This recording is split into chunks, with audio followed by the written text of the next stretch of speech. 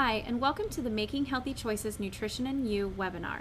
During this webinar, I will be discussing the importance of following a balanced diet, how to make healthy nutrition choices, and I will also introduce to you a new START concept that will give you 5 easy steps to become a healthier you. When you think of eating healthy, do you automatically think to yourself, oh, I won't be able to have any of the foods I enjoy anymore, or it's back to eating like a rabbit, nothing but salad? Well, I'm here to tell you that it doesn't have to be that hard. By making healthy choices and eating a balanced diet, you can prevent health-related problems like heart disease, stroke, high blood pressure, type 2 diabetes, osteoporosis, and some forms of cancer. Let's start by discussing what a well-balanced diet is. A well-balanced diet is one that provides us with enough nutrients from each food group to support our energy needs.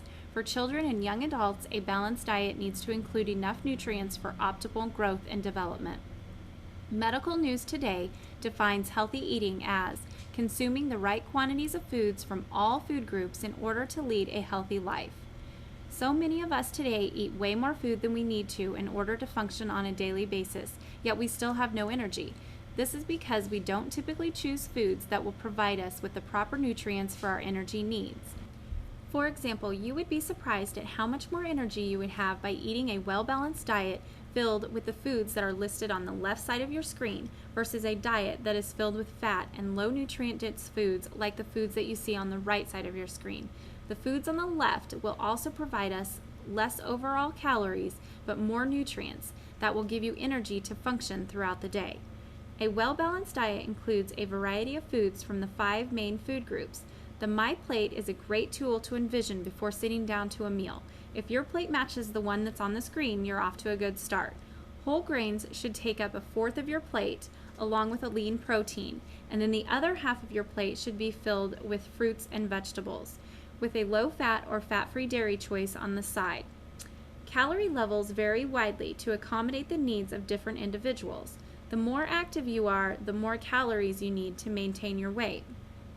This table shows the proper serving sizes of food groups based on your calorie needs if you are a female, and this one shows the different calorie levels if you are a male.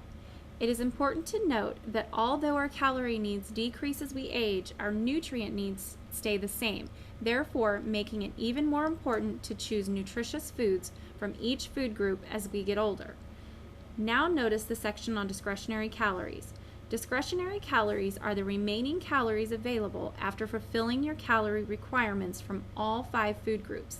These calories allow us to have foods with little to no nutrient value in moderation to keep us satisfied and happy. After all, nobody is perfect, and there is room for chocolate cake, French fries, or the low-fat mocha we love from our favorite coffee place. Now let's see if you've been paying attention so far. A well-balanced diet should be A, rich in nutrients, B, supportive of our needs, C, optimal for growth and development, or D, all of the above. If you answered D, you are correct. Good job. A well-balanced diet is a diet that is rich in nutrients, supports us with energy, and is optimal for growth and development. Now that we have discussed what a balanced diet looks like, I would like to take a moment to introduce the START concept along with its 5 easy steps to help you achieve a healthy, balanced diet. Developing healthy eating habits isn't as confusing or restrictive as many people imagine. By remembering these 5 easy steps of the START concept, you will be set for lifelong success of your health. The first step is to limit as much as possible solid fats and added sugars, or SOFAs as we like to call them. Solid fats are fats that are solid at room temperature, like vegetable shortening, butter, or margarine, and they can be found in foods like pizza, bacon, whole or 2% milk, desserts, and fatty meats like regular hamburger. And added sugars are sugars that are added to processed foods like baked goods, sugary cereals, soda, and candy. On average, Americans of all ages eat too much added sugars and solid fats and consume too few vegetables, fruits, high-fiber whole grains, low-fat milk, milk products, and seafood. SOFAs, or solid fats and added sugars, contribute approximately 35% of the calories in an American diet, and this is true for children, adolescents, teens, and adults of all ages. By reducing your intake of SOFAs and replacing them with more healthful foods, you can reduce your overall energy intake, which can result in weight loss and an increase in vital nutrients. The second step is to fill half your plate with fruits and vegetables. Fruits and vegetables are good whether they are fresh, frozen, dried, or canned in their own juices. And it's also important to choose fruits and vegetables in a variety of different colors for the best nutritional benefits. The third step is to avoid oversized portions. This is especially important when you are eating out. Restaurant portions can be up to 6 times larger than a normal serving size, and large portions can actually contribute to over 10 pounds of weight gain a year. The overall message here is to enjoy your food, but just eat less of it.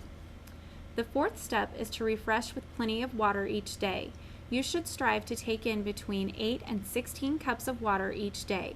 Water is the most important beverage for your body and is an essential nutrient to consume. It's important to know that drinking plain water is not the same thing as drinking diet soda, sports drinks, or drinks with artificial sweeteners. As mentioned before, water is an essential nutrient, and beverages like sports drinks and diet sodas contain other products that are not essential for a healthy diet, like hidden sugars, chemicals, or some food dyes. If you are just not a water drinker, then here are a couple tips to help you get started. Make it a habit to drink only water with meals. Carry a water bottle with you to work or in the car, or even around the house at home, and start by adding some natural flavorings to the water, like whole pieces of fruit or about a tablespoon of 100% juice for some added flavoring. The fifth and final step is to track the amount of sodium you consume. The daily recommendation for about half of the U.S. population is 1,500 milligrams per day, and this applies to all adults aged 51 years and older, all African Americans, and all patients who have high blood pressure, chronic kidney disease, or diabetes. And if you happen to be one that doesn't fall into that category, then you are actually allowed 2,300 milligrams per day. However, did you know that most Americans consume around 4,500 milligrams of sodium per day? This is over 3 times the amount that most Americans are supposed to have on a daily basis. So you might be asking yourself, where does all the sodium come from, and what can I do to lower my intake? Let's start with where it comes from. The majority of the sodium intake in an American diet comes from all the processed and prepackaged foods we consume. Fast food, boxed meals, snacks, and canned goods and beverages are loaded with added salt to give them flavor and extended shelf life. We also consume more salt than needed by using the salt shaker at the dinner table. Now, how do we cut back on our salt consumption? Well, we start with reading food labels and removing the salt shaker from the table. If you have to choose prepackaged foods, take time to compare the sodium content in the different brands. For example, you want to find food items with less than 140 milligrams of sodium per serving or less than 5% the daily value.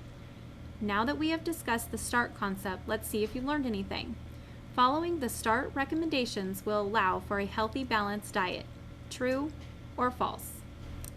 Yes, if you answered true, you are correct.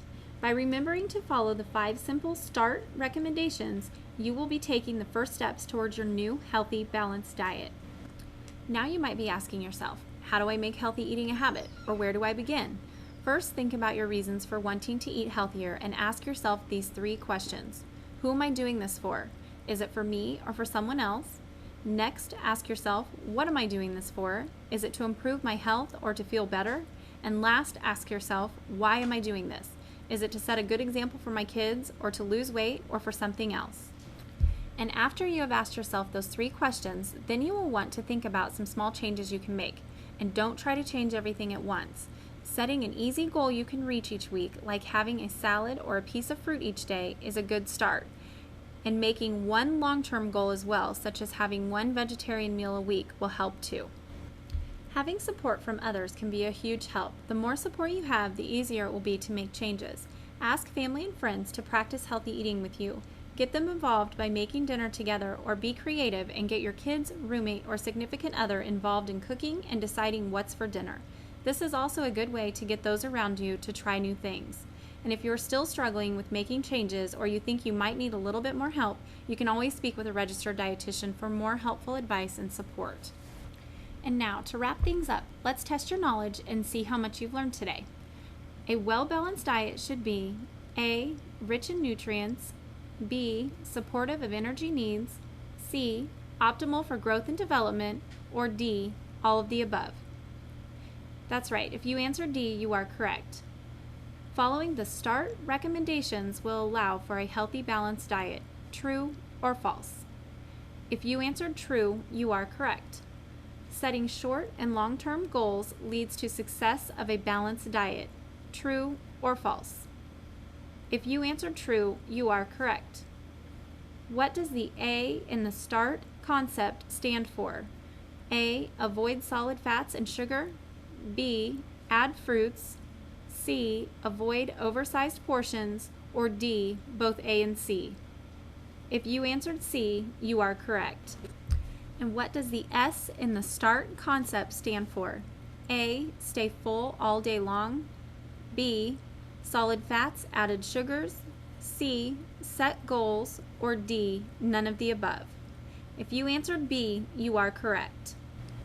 Thank you for joining me today for the Making Healthy Choices Nutrition and You webinar. And don't forget to ask yourself, how will I start making healthy choices in my life?